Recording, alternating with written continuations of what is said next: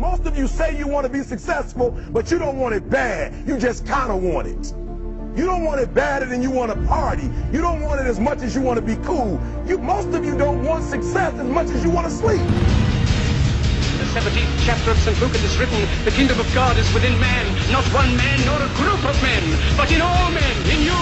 You, the people, have the power to create machines, the power to create happiness. You, the people, have the power to make this life free and beautiful, to make this life a wonderful adventure.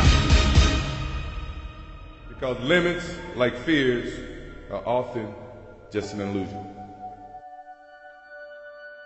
What's interesting is we really have a good example of someone that won the game of basketball, 10 national championships.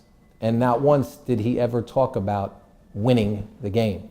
He talked about doing your best.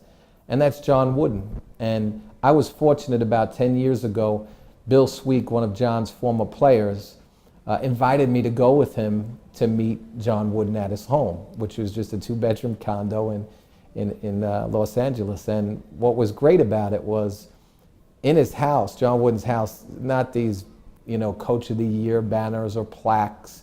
There's not championship team pictures. There's letters from his former players, whether it was Swen Nader, Mike Warren. There's poetry that they would write to their coach. There was tapes, cassette tapes at the time of guys singing "Wind Beneath My Wings" to this man. I don't know how to explain all of that other than to say there was a value that went way past championships.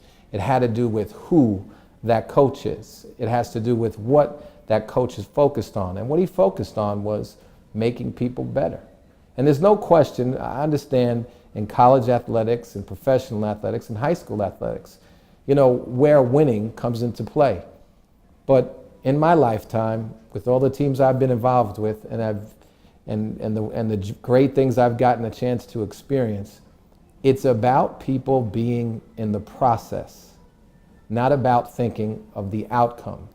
And John Wooden, to me, and coaches like him that set that example in that bar, focus on the process, on being the best you can be, emotionally, spiritually, physically, coachability-wise.